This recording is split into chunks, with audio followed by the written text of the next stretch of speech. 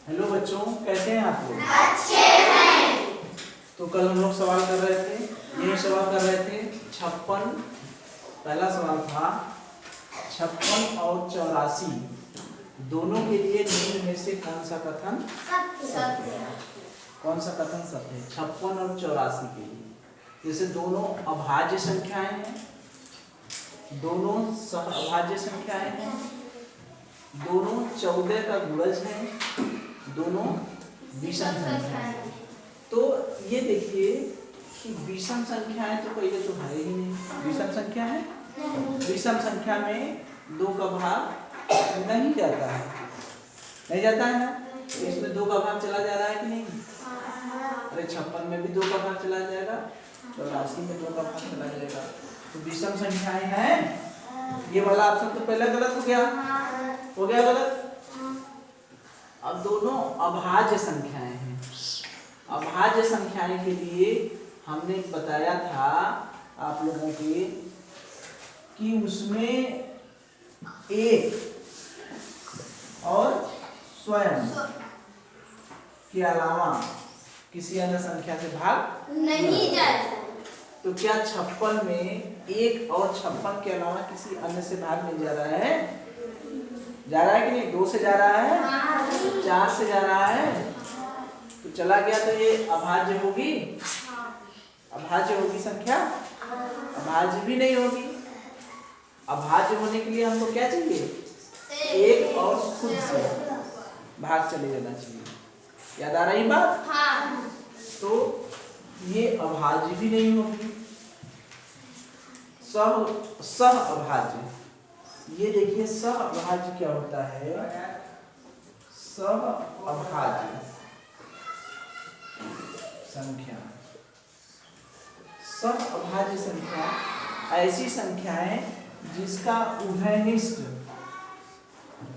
उभयनिष्ठ जो है कि कॉमन, इसका कॉमन जो है उभयनिष्ठ माने जो दोनों में रहे, एक हो। उभयनिष्ठ को कैसे समझेंगे? जैसे 4 और 6, इसमें उभयनिष्ठ क्या है? 4 और 6 में उभयनिष्ठ कैसे पता चलेगा हमको? 4 का गुणनखंड कर लीजिए, 4 को गुणे के रूप में लिखिए। 4 को कहीं क्या कर सकते हैं? 2 गुणे 2। 6 को गुणनखंड के रूप में लिख लीजिए, कैसे क्या लिख सकते हैं? 2 गुणे 2। 6 को 2 गुणे 3। अरे ऐसे भी तो करते हैं। 2 से भाग दिए, 2 दूनी 4, 2 दूनी 4, 2 1 का 2, 1 आ गया तो रुक जाते हैं। यानी 4 बराबर 2 गुणे 2, 6 बराबर करेंगे 2 3 6, फिर 2 से नहीं जाएगा भाग, 3 3 कम 3, 1 आ गया, रुक गया। ये चीजें क्लियर है? 4 और 6 में उभयनिष्ठ कौन है? दोनों में कॉमन कौन है? कौन सी ऐसी चीज है जो इसमें भी है और इसमें भी है? उभयनिष्ठ क्या है बताइए? उभयनिष्ठ क्या है? 2 ऐसी संख्या है जो इसमें भी है और इसमें भी है। चीज समझ में आ गई? हाँ। उभयनिष्ठ मतलब जैसे नहीं होता सूरज और इतलेश में उभयनिष्ठ क्या है? दोनों में कॉमन क्या है? दोनों को 2 हाथ हैं, 2 सूरज का भी 2 इतलेश का भी, दोनों को एक ही नाक है। ऐसा नहीं है कि उसको एक नाक है तो उनको 2 आँख है, दोनों को एक ही नाक है, दोनों को 2 आँखें हैं, तो दोनों में कॉमन है ना? दोनों को एक ही सर है, एक ही सर है ना? तो 4 और 6 में ऐसी कौन सी चीज है जो इसमें भी है और इसमें भी? क्या चीज है?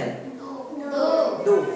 तो हम सहअभाज्य संख्या उसको कहते हैं जिसमें उभयनिष्ठ क्या हो? एक हो, एक के अलावा और कुछ न हो। तो ये सहअभाज्य संख्या है। 4 और 6 सहअभाज्य संख्या है? नहीं है। 4 और 6 सहअभाज्य संख्या कैसे होगी? दोनों में उभयनिष्ठ एक है, एक नहीं ना है, 2 है ना? अगर हम कहें 3 और 7, 3 और 7 तो 3 का गुणनखंड क्या होगा? 3 गुणे 1। 7 का गुणनखंड क्या होगा? 7 गुणे 1। और तो किसी से भाग चलेगा नहीं। तो इनमें उभयनिष्ठ क्या है? क्या है? उभयनिष्ठ 1। तो ये सहभाज्य संख्या हुई कि नहीं? अगर हम पूछेंगे कि 3 और 7 सहभाज्य संख्या है तो क्या कहेंगे? नहीं। क्या कहेंगे? नहीं। हाँ, दोनों में उभयनिष्ठ 1 है ना? हाँ। अभी हम क्या बताएं कि सहभाज्य संख्या ऐसी संख्या होती है जिसमें उभयनिष्ठ क्या होता है? 1। तो 3 और 7 में उभयनिष्ठ क्या है? 1। तो 3 और 7 सहभाज्य संख्या हुई कि नहीं? हुई ना? अगर हम कहें 2 और 3 ये सहभाज्य संख्या हुई। 2 का गुणनखंड करिए 2 गुणे 1। 3 का गुणनखंड करिए 3 गुणे 1। उभयनिष्ठ क्या है? 1। सहभाज्य संख्या हुई। हाँ। अगर हम कहें 6 और 9 उभयनिष्ठ संख्या हुई। 6 बराबर क्या है? 2 गुणे 3। 9 बराबर क्या है? 3 गुणे 3। दोनों में उभयनिष्ठ क्या है? 3। सहभाज्य संख्या हुई। ये भी सहभाज्य संख्या है। तो यार बोल रहे हैं कि जब दोनों में कॉमन 1 हो, इसमें कॉमन कितना है? दोनों में उभयनिष्ठ क्या है? 3 है ना? तो ये उभयनिष्ठ हुआ। सहभाज्य संख्या हुई? हुई? ये सहभाज्य संख्या नहीं है। 4 और 6 में उभयनिष्ठ क्या है? 2। सहभाज्य संख्या हुई? हुई? नहीं। तो क्या हम समझे कि सहभाज्य संख्या के लिए उभयनिष्ठ क्या होना चाहिए? 1। बातें समझ में आ गई? सहभाज्य संख्या के लिए उभयनिष्ठ क्या होना चाहिए? 1। अब एक प्रश्न बता दीजिए तो हम आगे बढ़ेंगे। 10 और 15 ये सहभाज्य संख्याएं हैं। 10 का गुणनखंड कर दें कितना होगा? 2 गुणे 5। 15 का क्या होगा? 3 गुणे 5। बताइए ये सहभाज्य संख्याएं 10 और 15 सहभाज्य संख्याएं हैं या नहीं है ना? समझ गए क्यों नहीं है? क्योंकि उसका उभयनिष्ठ क्या है? 5 है। हमको उभयनिष्ठ क्या चाहिए? 1 चाहिए। अगर हम कहें 7 और 3 7 और 11 तो 7 का मतलब 7 गुणे 11 का मतलब 11 गुणे 1। ये सहभाज्य संख्याएं हैं। है ना? चीजें क्लियर हैं? चलिए अब आइए इसकी बात करें। तो दोनों सहभाज्य संख्या नहीं है, सॉरी अभाज्य संख्या नहीं है, विषम संख्या नहीं है। दोनों सहभाज्य संख्याएं हैं। है कि नहीं? नहीं है, क्योंकि इसका उभयनिष्ठ 1 तो है नहीं, भाग चला जा रहा है। इसका उभयनिष्ठ क्या होगा? 56 और 84। 56 का करेंगे इसे तो 2 28 हो जाएगा ना?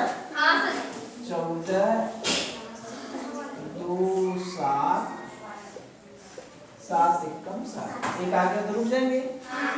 यानी 56 बराबर 2 गुणे 2 गुणे 2 गुणे 7। 84 का करेंगे तो 2 चौके 8 2 दूनी 4 2 4 2 एकम 2 3 7 21 7 एकम 7। हाँ तो कितना हो गया भैया? 3 गुणे 1। तो दोनों में उभयनिष्ठ क्या क्या चीज है? उभयनिष्ठ क्या क्या चीज है? 2 है, एक है वो 2 है, 3 नहीं है, 2 नहीं है, बस 2 गुणे 2 यानी कितना उभयनिष्ठ? 4। तो इसका उभयनिष्ठ 1 तो है नहीं। तो ये सहभाज्य संख्या हुई? यानी ये भी नहीं है। तो कौन सा बचा? तीसरा। 14 का गुणज सही है तीसरा। इसको भी हम देख लेते हैं कि गुणज क्या होता है। बताए हैं हम, गुणज का मतलब पहाड़ापन। गुणज का मतलब पहाड़ापन। 3 का गुणज, 3 का गुणज क्या होगा? 3 का पहाड़। 3 एकम 3, 3 दूनी 6, 3 त्रिके 9, 3 चौके 12, ऐसे कर देंगे। 5 का गुणज 5, 10, 15, 20, 25। गुणज का मतलब, गुणज का मतलब कि उसका कितने गुना करते जाएं। ठीक है, तो 14 का गुणा करिए। हम लोग 14 का गुणा करते हैं, क्या 56 और 84 मिलता है? 14 का गुणा देखते हैं, पढ़ा पढ़िए। 14 एकम 14, 14 दूनी 28, 14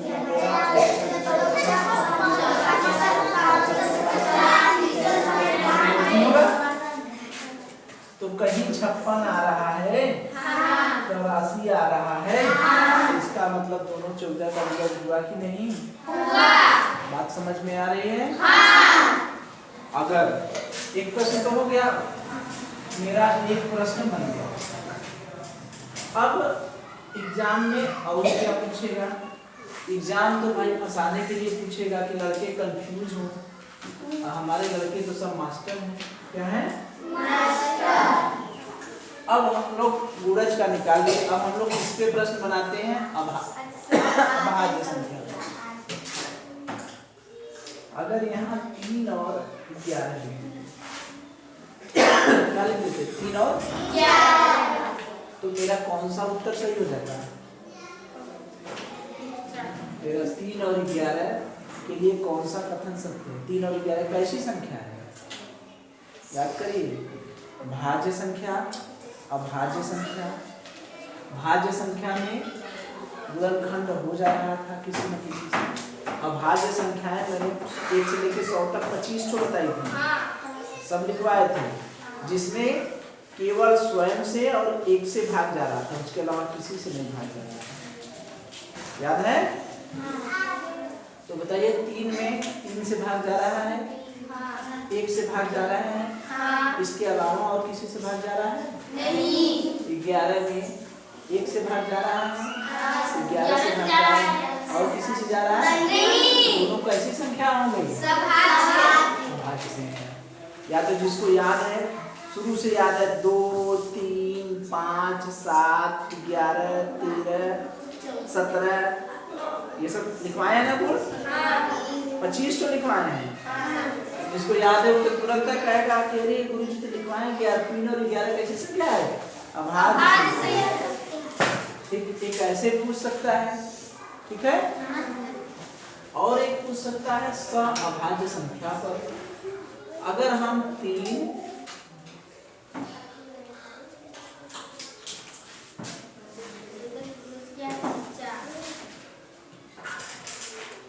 अच्छा 3 और 11 के लिए अभाज्य संख्याएं भी हो जाएंगे। दोनों का उभयनिष्ठ गुणनखंड 1 भी है, तो दोनों के लिए ये भी उत्तर सही होगा, ये भी उत्तर सही होगा। तो जब ऑप्शन ये तो हम लोग अपने से बनाए हैं, लेकिन जब प्रश्न बनाएगा तो ये दिया रहेगा तो ये नहीं दिया रहेगा, एक ठो दूसरा चीज दिया रहेगा।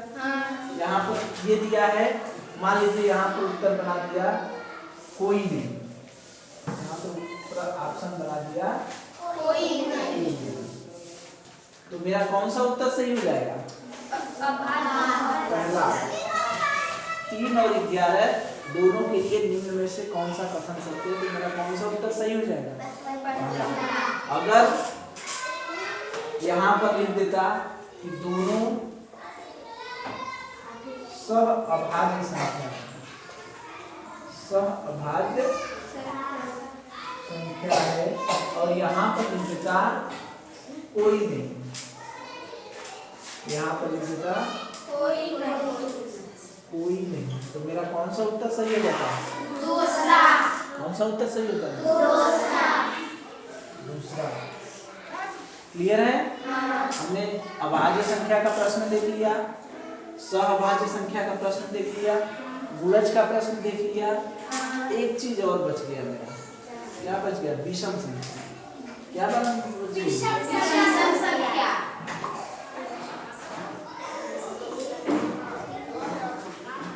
अगर हम यहाँ पर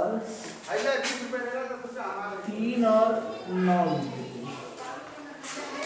3 और 9 कैसी संख्या है? या 15 तो दोनों विषम संख्याएं हैं। विषम संख्याएं हैं कि नहीं?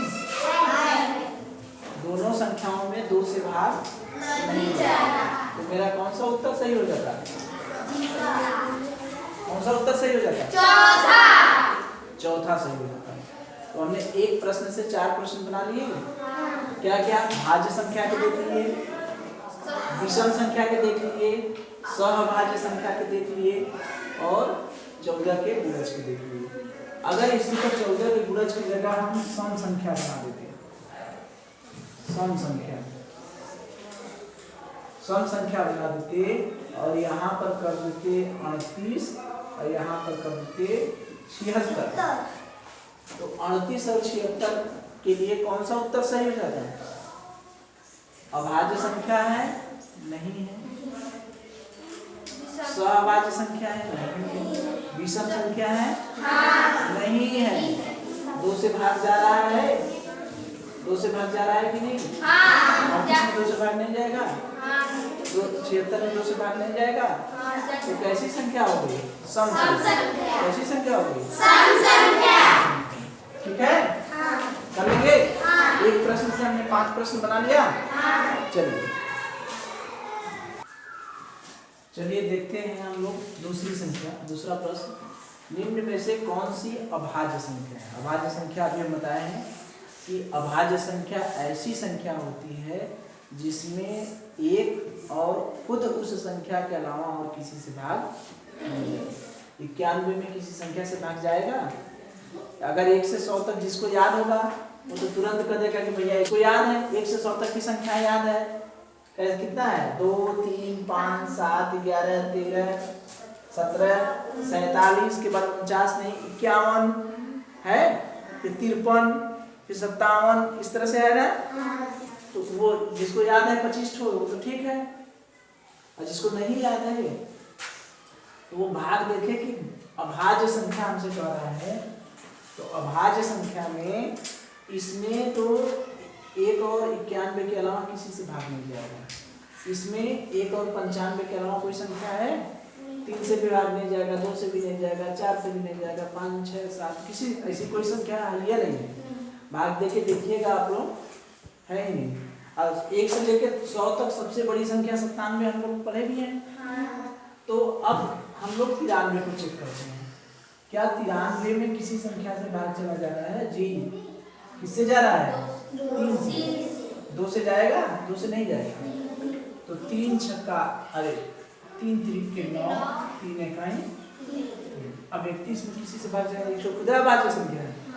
1 से 100 तक अभाज्य संख्या आप लोग याद करेंगे, उसको हम कल पूछेंगे कौन कौन सी संख्याएं हैं 1 से 100 तक। जैसे सबसे छोटी संख्या 2, सबसे बड़ी संख्या 97, 1 से 100 तक के बीच में, और फिर 3 5 7 11 13 ये सब पूरा आप पूछेंगे। ठीक है? तो 93 का गुणनखंड 3 गुणे 31 हो गया। ये प्रश्न ही गलत है। अभाज्य संख्या की जगह आप लोग बना लीजिए क्या? अभाज्य संख्या तो हमारी इतना ये है 1 से लेकर 100 तक। ठीक है? तो पूछ रहा है कि निम्न में से कौन सी भाज्य संख्या है? भाज्य संख्या का मतलब जिसका गुणनखंड हो सकता है। ठीक? अभाज्य संख्या ये है 91 है 95 है 97 है। ठीक है? तो हमको भाज्य संख्या पूछ रहा है तो इसका हम लोग गुणनखंड कर लेते हैं। तो 3 और 31 इसका गुणनखंड हो गया, है ना? इसे अगर हम पूछें कि 4 6 भाज्य संख्या है कि नहीं है? क्योंकि 6 का गुणनखंड 2 गुणे 3 होता है। तो भाज्य संख्या निकालना तो हम लोग जान ही रहे हैं। अब देखिए अगला प्रश्न, 1 से 50 तक के बीच कितनी अभाज्य संख्याएं हैं? 1 से 50 तक के बीच कितनी अभाज्य संख्याएं जिनको याद है वो कहेगा 2, 3, 5, 7, 11, 13, 17, 19, 23, 29, 31, 37, 38, 43, 47। कितनी संख्याएं हैं? तो गिनना पड़ेगा कठो है, गिनेंगे तो कठो है 1, 2, 3, 4, 5, 6, 7, 8, 9, 10, 11, 12, 13, 14, 15। कितनी है? 15। ठीक है, तो ये तो केवल याद करने वाला प्रश्न है। अगर हमसे पूछ दिया कि 1 से, ये ठीक है ना?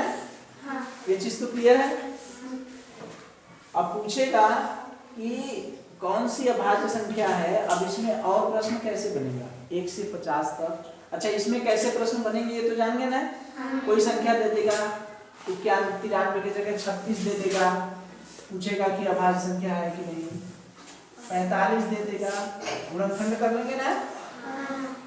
36 का गुणनखंड 2 गुणे 2 गुणे 3 गुणे 3, ये तो भाज्य हो गई। ठीक है ना? तो ये तो इसको मिटा दें हम लोग, इस पे तो प्रश्न बन गया। अब देखिए इस पे कैसे प्रश्न बनेगा, ये जो संख्या है इस पे कैसे प्रश्न बनाएगा। इस पे क्या कहेगा, 1 से 50 तक दिया है, यह है 1 से 50 तक, तो हमसे पूछ देगा कि 1 से 50 तक ना पूछ के हमसे पूछ देगा 1 से लेके 20 तक। तो 20 तक मेरी कितनी हुई यहाँ तक? 1, 2, 3, 5, 7, 11, 13, 17, 19। 1, 2, 3, 4, 5, 6, 7, 8। यहाँ तक कुल कितनी संख्याएं हो गई? 8। यानी 1 से 20 तक कितनी संख्याएं हो गई? 8। पूछ दिया 1 से लेके 15 तक, 1 से 15 तक 1, 2, 3, 4, 5, 6, कितनी संख्याएं हो गई? 6। एक चीज देख रहे हैं, ये सारे प्रश्न करने के लिए हमको 1 से लेके 100 तक की संख्या अभाज्य संख्याएं याद करना जरूरी है। याद रहेगा तुरंत कर लेंगे, नहीं वैसे सोचेंगे। ठीक है, अगर हमसे पूछ दिया 1 से लेके 40 तक कितनी संख्या है, तो 40 कहाँ है? यहाँ। तो यहाँ तक तो 15 है, 3 तो घटा देंगे, कितना हो जाएगा?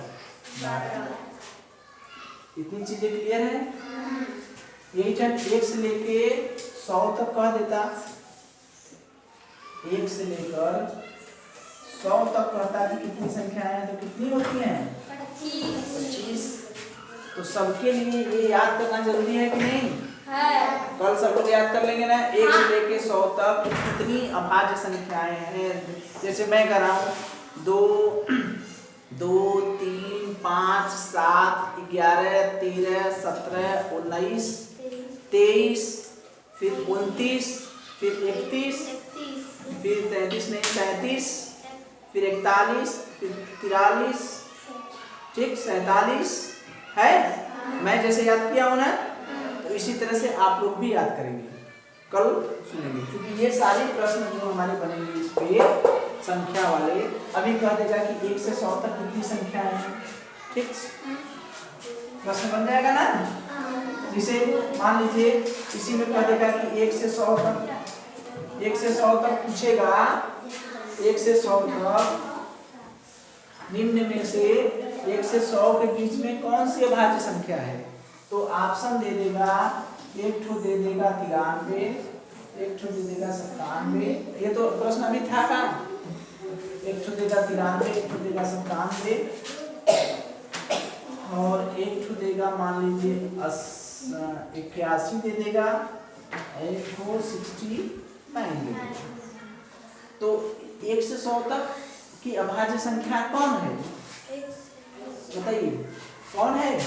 97। इसमें तो भाग चला जाएगा, इसमें 6 से भी भाग चला जा रहा है, 3 से नहीं सॉरी 3 से भाग चला जा रहा है, 3 दूनी 6, 3 कम 3, इसमें 9 9 81, इसमें 3 से भाग चला जा रहा है, 3 दूनी 6, 3 के 9, इसमें 3 से भाग चला जा रहा है, इसमें 9 से भाग चला जा रहा है, इसमें 3 से। लेकिन एक ही ऐसी संख्या है जिसमें किसी संख्या के भाग नहीं जाए। चीजें क्लियर है? हाँ। संख्या वाला कोई भी प्रश्न रहेगा, देख रहे हैं हम लोग, प्रश्न एक ही है लेकिन उससे प्रश्न कितने बन जा रहे हैं, कितने बन जा रहे हैं कि नहीं? हाँ। संख्या पर पूछेगा 1 से 20 तक की संख्याएं बताइए, 1 से 20 तक की बताइए, कौन कौन संख्याएं हैं बताइए, कौन कौन संख्याएं पर भी दे सकता है। जैसे मान लीजिए आपको उलझाने के लिए कह देगा 1 से 20 तक कि कितनी संख्याएं हैं, 1 से 20 तक की अभाज्य, नहीं वो नहीं, मैं दूसरा पूछूंगा, अभाज्य संख्याएं कौन कौन है। तो देखिए एक ऑप्शन तो बनाएगा 2 3 5 7 11 13 15 17 और 19, तो 19 भी है ना, 19 21 तो होगा ना। और दूसरा क्या करेगा, ये प्रश्न बनाएगा, इसमें 2 3 5 7 के बाद 9 डाल देगा, फिर 13 17 इस तरह डाल देगा, मतलब एक ठो इसी में दूसरा दे देगा, एक ठो दूसरा दे देगा कि लड़के क्या करें, उलझ जाए, उनको लगे कि अरे यार कौन है, ठीक है। ऐसे तीसरा ऑप्शन बना देगा 2 3 5 7 11 13 15 इस तरह से बना देगा। चौथा 2 3 5 7 11 13 17 के बाद मान लीजिए 15 हो गया, 15 हो गया, ठीक है, 15 और 17 इस तरह से। तो आपको कंफ्यूज करेगा, तो सही उत्तर क्या होगा, ये वाला ना। तो इसी तरह से 1 से 20 तक के दे देगा, 1 से 30 तक पूछेगा, 1 से 40 तक पूछेगा, 1 से 25 तक पूछेगा, लेकिन उत्तर आप कभी तब कब दे पाएंगे जबकि आपको 1 से 100 तक अभाज्य संख्याएं याद रहेंगी, पता रहेगा कि कितनी अभाज्य संख्याएं हैं। तो इस तरह के जितने भी प्रश्न पूछेगा, कितनों घुमाएगा फिराएगा, कुछ भी करेगा, कर लेंगे कि नहीं? कर लेंगे ना? चलिए